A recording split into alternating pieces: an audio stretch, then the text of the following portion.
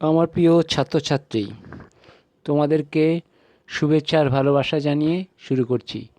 আজ বলবো সফটওয়্যার।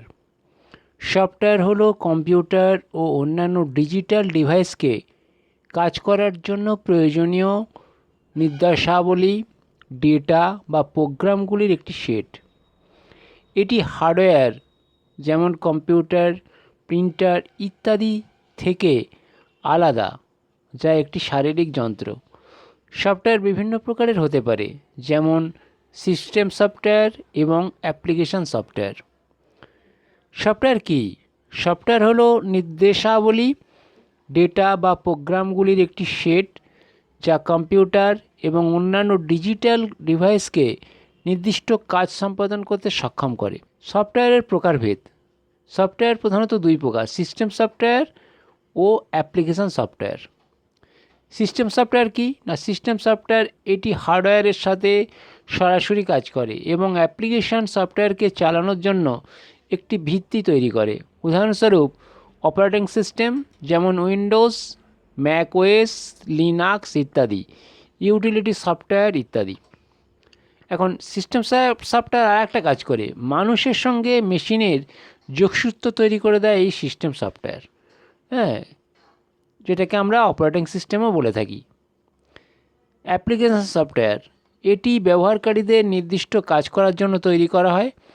উদাহরণস্বরূপ অফিস সফটওয়্যার যেমন মাইক্রোসফট অফিস, গুগল ডক্স ইত্যাদি।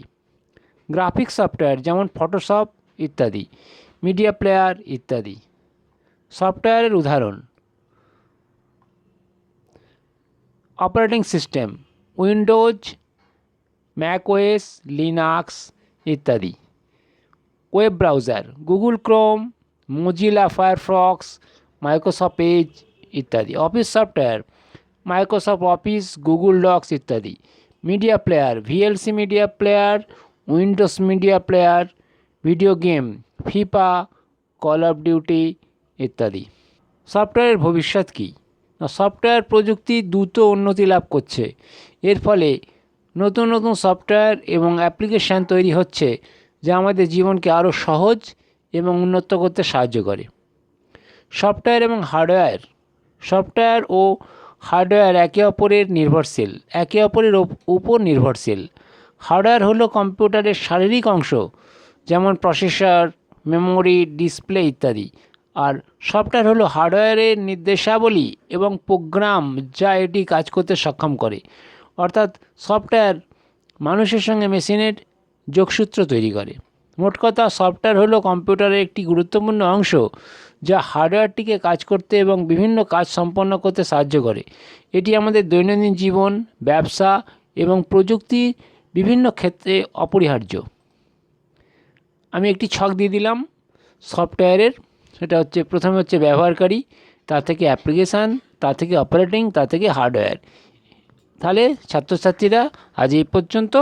সবাইকে ভালোবাসা আর শুভেচ্ছা জানিয়ে শেষ করলাম।